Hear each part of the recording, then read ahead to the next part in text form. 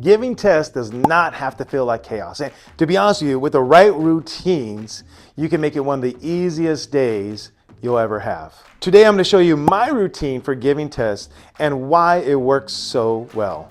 As teachers, test days can not only be stressful for the students, but also for us. The key is to have a routine so that students can stay focused, so that way there's no distractions, and so that way you stay in control from the finish to the end of the class. I'm going to take you step by step through my testing routine so you can see how it actually works.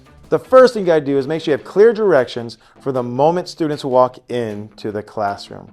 By doing this, it first of all calms the class down. Now, to be honest with you, this isn't just a test thing. This is a classroom thing.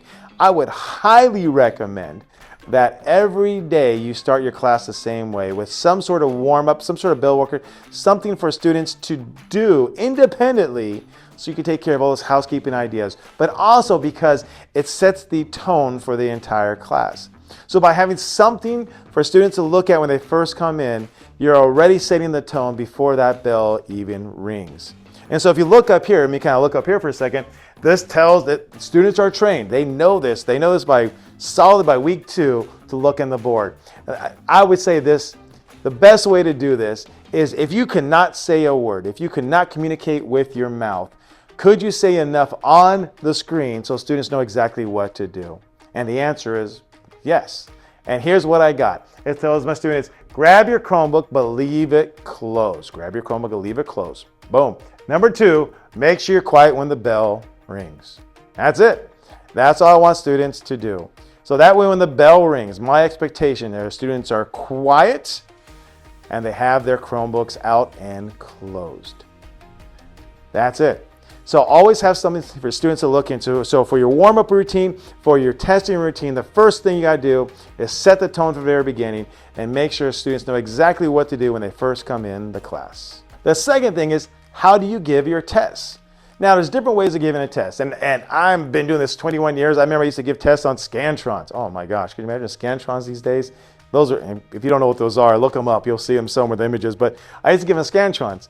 And then from over time, I've actually now used, and I highly recommend this, and you can find whatever works best for you. There's all sorts of systems and programs and different things.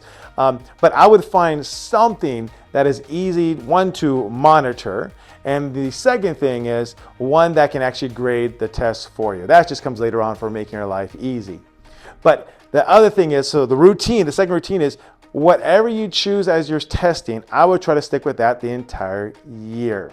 That routine, that stability, that predictability gives you a better chance at actually having the right classroom environment so students can be successful on the test. So for me, I use Google Forms. That's what I use. But whatever you choose, that's 100% up to you, but just try to be consistent with the way you're giving the tests. The third thing I do is I monitor the students from the back of the room. You see, what happens is this, that if I just went to my desk and just basically stood at my desk, there's more chance that things are going to go wrong. More chance that students are going to talk, that students are going to cheat. More chance that students are going to do things they shouldn't be doing. But by me standing at the back of the room, I can monitor the entire class.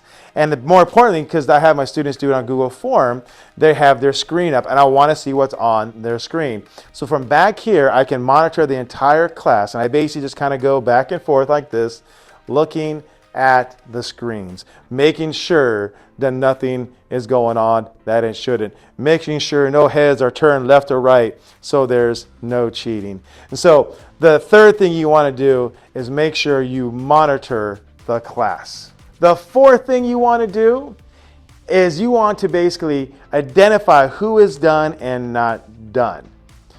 Mark completion. That's how I do it. So what I do, and first of all, the reason you want to do this is because then you know when you can relax a little bit. Then you know when you don't have to worry about cheating anymore. Because I could basically not mark any students complete, and what that means is I would never really know who's done, not done, and I have to keep my antennas up the entire time. But by marking off who is completed, first of all, I'm able to monitor better, but second of all, I give students permission to move on to the next thing. And so what I will do is I have my seating chart. I always have my seating chart with me. That's for another video. And I will go by and I'll ask students, raise your hand. I say, when you're done with the test, raise your hand. And as students raise their hand, I basically go over there, I mark off they're completed on the seating chart, and I say, awesome, move on to the next assignment. And they'll move on to the next assignment. And then someone else raises their hand, I'll go over there and the same thing. Mark off they're done, awesome, go on to the next assignment.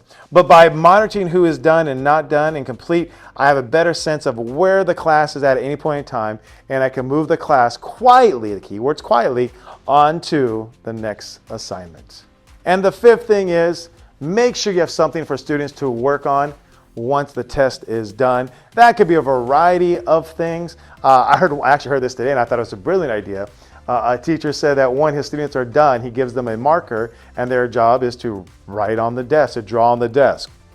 I mean, doesn't make a difference as long as they're quiet, right? And that definitely will work. For me, here's what I have. And so for me, what happens when I'm giving the instructions before the testing begins, they come in, they see this, and then I click the next screen and it tells them what to do. It says this, there should be absolutely no talking return. If you're talking, earn a 0 for the test.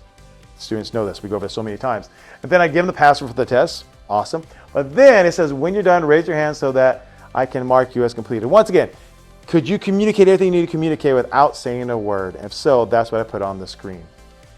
And this is once I mark that you're finished, start working on the video. So for me, always have something. Once again, always have something. It's up to you what you want to have. But for me, what the routine I have is when students are done with the test, they raise their hand, I mark off they completed, then at that point in time, their job is to work on these ed puzzles. Videos online that have questions with them. Once again, it's up to you what you want to do, but just make sure you have something for students to work on once they are complete. Well, there you go. That's my testing routine. Clear instructions, smooth transitions, and finally, always something for students to work on when they are done.